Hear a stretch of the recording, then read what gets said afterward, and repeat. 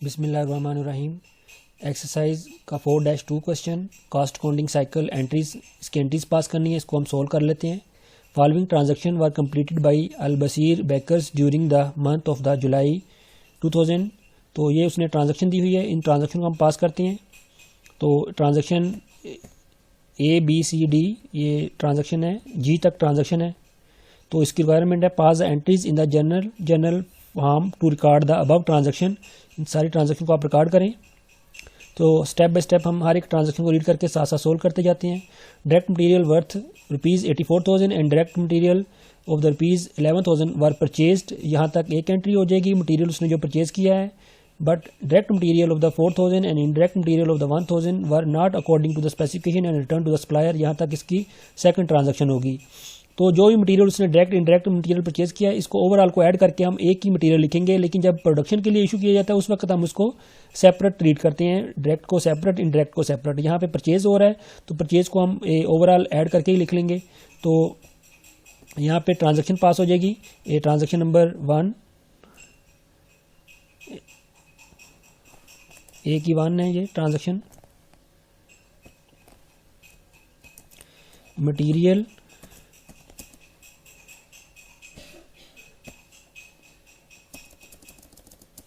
To voucher payable,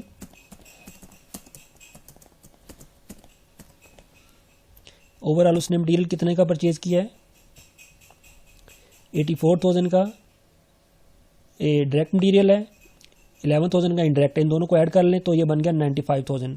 तो 95,000 का उसने ये मटेरियल परचेज किया है। तो यहाँ पे लिख लेते हैं 95,000 डेबिट साइड पे आ गया और 95,000 क्रेडिट साइड पे आ गया।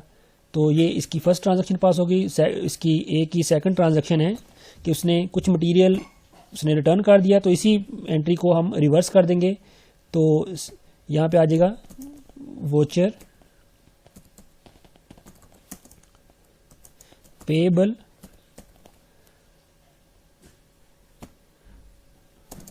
टू मटेरियल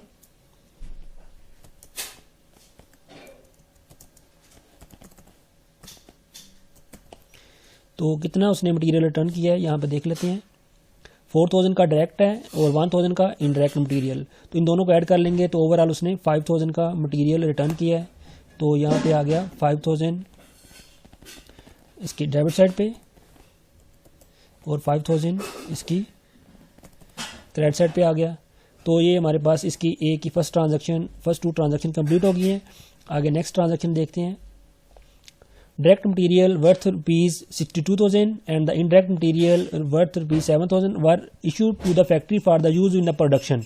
तो इतने इसने मटेरियल प्रोडक्शन के लिए यूज़ किया। अब यहाँ पे डायरेक्ट और इनडायरेक्ट दोनों को सेपरेट ट्रांजैक्शन में रिकॉर्ड करेंगे। डायरेक्ट को वर्किंग प्रोसेस के नाम से, इनडायरेक्ट को FOH के नाम से। But the direct material of the ₹2,000 and the indirect material of ₹1,000 were not issued in the production and return to the factory to store room. Store room से factory में return हो गया है, factory से store room में return हो गया है।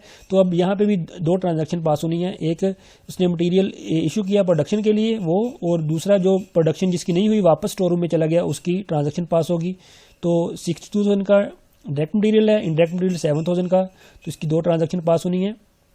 तो यहाँ पे लिख लें बी की 2 ट्रांजैक्शन पास होनी है। सबसे पहले डेबिट साइड पे आ जाएगा वर्किंग प्रोसेस, और वर्किंग प्रोसेस को मैंने शॉर्ट में लिख लिया WIP वर्किंग प्रोसेस, और FOH इनडायरेक्ट मटेरियल, और क्रेडिट साइड पे आ जाएगा मटेरियल अकाउंट। ठीक है। तो डायरेक्ट मटेरियल उसने कितने का इशू किया है? डायरेक्ट मटेरियल 62,000 का, इनडायरेक्ट 7,000 का है। डायरेक्ट हो गया 62,000 का, इनडायरेक्ट 7,000 का, ओवरऑल हो गया ये 69,000। तो ये इसकी फर्स्ट ट्रांजैक्शन पास होगी। इसकी सेकंड ट्रांजैक्शन में उसने बी की, ये पहली बी की फर्स्ट थी, अब ये बी की सेकंड है। बी की सेकंड ट्रांजैक्शन में उसने मटेरियल रिटर्न कर दिया था स्टोर रूम को, तो उसकी यही ट्रांजैक्शन रिवर्स हो जाएगी। तो रिवर्स में हम लिख लेंगे मटेरियल डेबिट साइड पे और एक क्रेडिट साइड पे आ जाएगा work in process and FOH। अब ये देखते हैं कितना कितना रिटर्न किया है। 2000 का डायरेक्ट और 1000 का इनडायरेक्ट। तो 2000 वर्किंग प्रोसेस के सामने आ जाएगा और 1000 आ जाएगा FOH के सामने। इसका ओवरऑल टोटल बन जाएगा मटेरियल में 3000। तो ये इस तरह आप मटेरियल रिटर्न कर देंगे फैक्ट्री से स्टोर रूम में। तो बी की भी 2 ट्रांजैक्शन पास हो गई हैं। अब उसके बाद नेक्स्ट आ जाता है सी में gross wages and the salaries for the month were ₹1,50,000 comprising, यानी ये जो अमाउंट ओवरऑल मुश्तमिल है 80,000 डायरेक्ट लेबर पे, 10,000 indirect labour pay, 4,000 sale salary, 20,000 administration salary.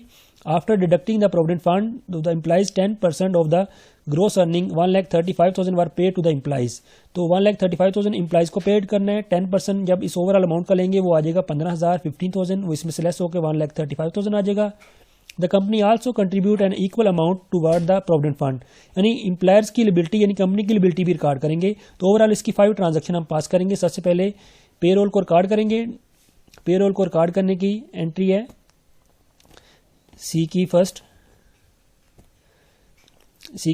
Transaction हो जाएगी। पेरोल को रिकॉर्ड करने की ट्रांजैक्शन हम पास करेंगे इसकी payroll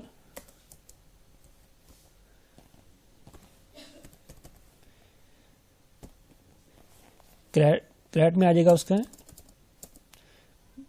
provident fund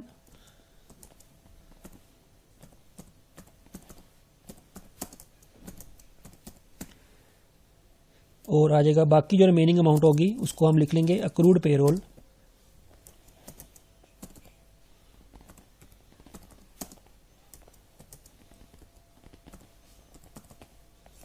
overall payroll है 1,50,000 का।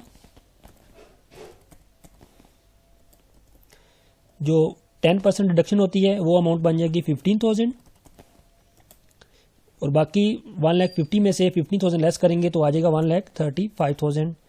तो अक्रूड पेरोल 1,35,000। अब अक्रूड पेरोल का ही वोचर बन जाएगा। सी की सेकंड ट्रांजैक्शन हम पास कर देंगे अक्रूड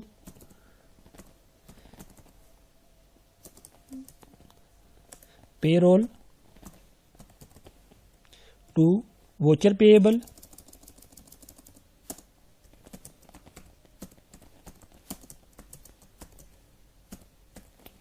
अक्रूड पेरोल कितनी अमाउंट का है 1,35,000 का और 1,35,000 का ही वोचर में आ जाएगा क्रेडिट साइड पे।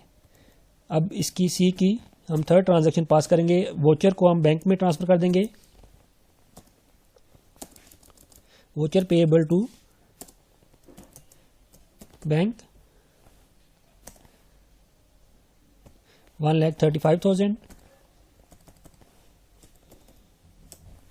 1,35,000 बैंक में ट्रांसफर कर दिया। उसके बाद नेक्स्ट हम इसको रिकॉर्ड करेंगे सी की फोर्थ ट्रांजैक्शन में। पेरोल को हम डिस्ट्रीब्यूट कर देंगे। पेरोल को डिस्ट्रीब्यूट करने के लिए सबसे पहले आ जाएगी डायरेक्ट लेबर। डायरेक्ट लेबर को आप लिखेंगे work in process. Indirect labour को लिखेंगे FOH। फिर नेक्स्ट आ जाएगी मार्केटिंग सैलरी।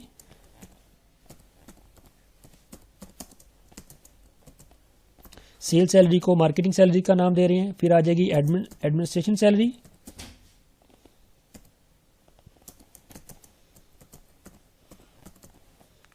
और क्रेडिट हो जाएगा payroll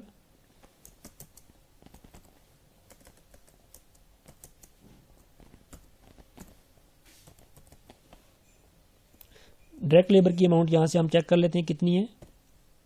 direct labour 80,000, indirect labour 10,000। Direct labour 80,000, indirect labour 10,000।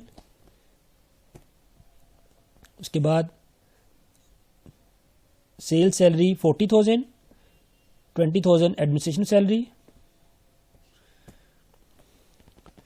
40,000 marketing salary, sale salary और एडमिनिस्ट्रेशन सैलरी है 20,000। अब इस ओवरऑल को आप ऐड कर लेंगे, 80 + 10 90, 94 हो गया, 1,30,000 + 20 1,50,000। तो 1,50,000 का ओवरऑल पे रोल हमने डिस्ट्रीब्यूट कर दिया है। उसके बाद एम्प्लॉयर्स की लिबिलिटी को रिकॉर्ड करते हैं। एम्प्लॉयर्स की लिबिलिटी को रिकॉर्ड करेंगे तो उसकी जो ट्रांजैक्शन पास होगी FOH डेबिट हो जाएगा और मार्केटिंग सैलरी डेबिट हो जाएगा और एडमिन सैलरी डेबिट हो जाएगा। क्रेडिट साइड पे आ जाएगा प्रोविडेंट फंड,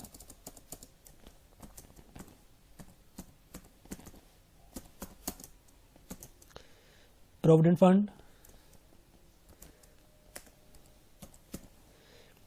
फंड की टोटल अमाउंट है 15,000। अब ये 15,000 आपने कैसे डिस्ट्रीब्यूट करना है, वर्क इन प्रोसेस और FOH इन दोनों का ऐड करके इसका 10% आ जाएगा, क्योंकि उसकी प्रोविडेंट फंड की परसेंटेज दी हुई 10, तो इन दोनों को ऐड करके 10% हम FOH में लिखेंगे।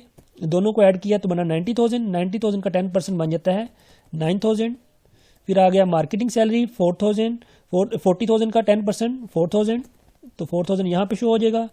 एडमिशन सैलरी 20,000, 20,000 का 10% आ जाएगा 2,000। तो ये इस तरह देखें, ये टोटल 15,000 कंप्लीट हो गया। 9, 4, 13 to 15,000, ये हमारे पास सी की ट्रांजैक्शन ओवरऑल कंप्लीट हो गई है। तो सी को हमने कंप्लीट कर लिया है ये। उसके बाद नेक्स्ट ट्रांजैक्शन देखते हैं। Actual FOH overhead cost ₹70,000 including 10,000 for the depreciation of the plant and the 5,000 for the expired insurance of the plant were recorded। तो इसमें 10,000 डेप्रिसिएशन का भी इंक्लूड है और 5,000 एक्सपायर्ड इंश्योरेंस यानी प्रीपेड इंश्योरेंस का भी इंक्लूड है। तो इसकी ट्रांजैक्शन पास होती है FOH को रिकॉर्ड करने की ट्रांजैक्शन। ये ट्रांजैक्शन का ओवरऑल जो फॉर्मेट मैंने प्रोवाइड किया था फर्स्ट लेक्चर के इसके चैप्टर 4 के, वहाँ से आपको मिल जाएगा, तो वहाँ पर आप जाके देख सकते हैं। डी की ट्रांजैक्शन, डी की ए की ट्रांजैक्शन पास होगी तो हम डी ही से लिख लेते हैं अकेला। FOH डेबिट साइड पे आ गया और क्रेडिट साइड पे आ जाएगा voucher payable,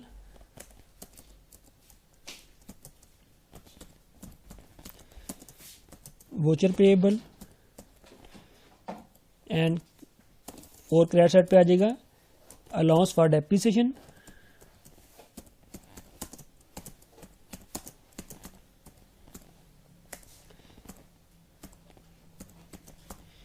allowance for depreciation and prepaid insurance। Credit side पे आ जाएगा। ओवरऑल FOH की अमाउंट उसने दी हुई है 70,000, जिसमें से ओवरऑल FOH की अमाउंट दी हुई है 70,000। 10,000 डेप्रिसिएशन का है, 10,000 अलाउंस फॉर डेप्रिसिएशन में आ गया और 5,000 प्रीपेड इंश्योरेंस का है, 5,000 प्रीपेड इंश्योरेंस का। अब इन दोनों को ऐड कर लें, ये 15,000 इसमें से 70 से लेस हो जाएगा तो रिमेनिंग अमाउंट आ जाएगी 55,000। तो 55,000 का वोचर बन जाएगा, तो 55,000 का हम इस तरह वोचर बना लेंगे। उसके बाद नेक्स्ट ट्रांजैक्शन को पास कर लेते हैं। नेक्स्ट ट्रांजैक्शन है FOH अप्लाइड की। Factory overhead is applied to production at the rate of the 100% of the direct labour. Direct labour की अमाउंट यहाँ पे दी हुई है 80,000 डायरेक्ट लेबर का 100% लेंगे, 80,000 का 80,000 ही आ जाएगा। तो 80,000 की हम यहाँ पे ट्रांजैक्शन पास कर लेंगे ई की। इसकी ट्रांजैक्शन पास होती है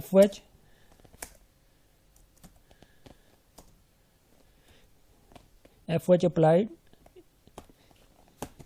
work in process to FOH applied. उसका 100% लिया था, वो कितना आ गया 80,000। तो 80,000 क्रेडिट साइड पे भी आ गया, तो ई ट्रांजैक्शन पास हो गई है। उसके बाद नेक्स्ट ट्रांजैक्शन को हम देख लेते हैं। Goods costing 2 lakh were completed to the during the month.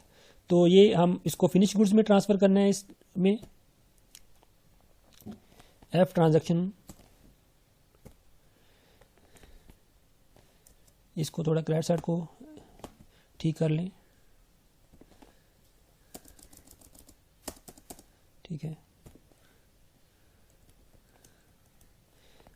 यहाँ पे पास हो जाएगी। Next finish goods, finish goods to work in process, उसकी अमाउंट दी हुई उसने 2 lakh.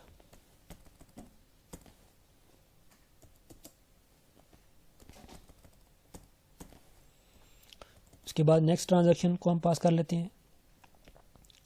Goods costing 1,70,000 were sold 2,50,000, sales of the rupees 1 lakh were cash. तो यहाँ पे भी जी की ट्रांजैक्शन जो है वो 2 ट्रांजैक्शन पास होनी है, एक उसको सीजीएस में कन्वर्ट करना है, दूसरा उसको हम सेल करेंगे। सेल में भी एक कुछ कैश बेसिस पे है, कुछ क्रेडिट बेसिस पे है। तो जी ट्रांजैक्शन, जी की हम लिख लेंगे G1, क्योंकि जी की 2 ट्रांजैक्शन पास होनी है। सबसे पहले आ जाएगा cost of goods sold, CGS, cost of goods sold to finish goods,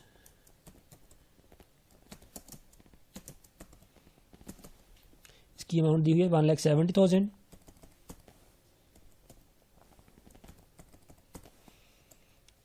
उसके बाद G2 में हम पास करेंगे सेल्स की एंट्री। सेल्स की एंट्री हो जाएगी, कुछ कैश बेसिस पे है, कुछ उधार पे है। कैश डेबिट लिख लेंगे, कैश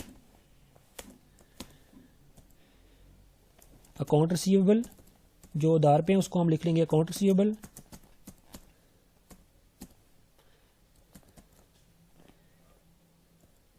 अकाउंट रिसीवेबल क्रेडिट कर देंगे सेल्स को। कैश पे कितने की सेल्स की उसने, 1 लाख की। ओवरऑल टोटल सेल कितने की है, 2,50,000 की। 2,50,000 की उसने सेल की है, तो इसका मतलब क्रेडिट पे सेल कितने की होगी, 1,50,000 की। तो टोटल हो गया 2,50,000 की सेल्स। तो ये इस तरह हमारी जर्नल एंट्रीज सारी की सारी पास हो जाएंगी। तो ये 4-2 को हमने सोल्व कर लिया है, ठीक है। थैंक यू, अल्लाह हाफिज़।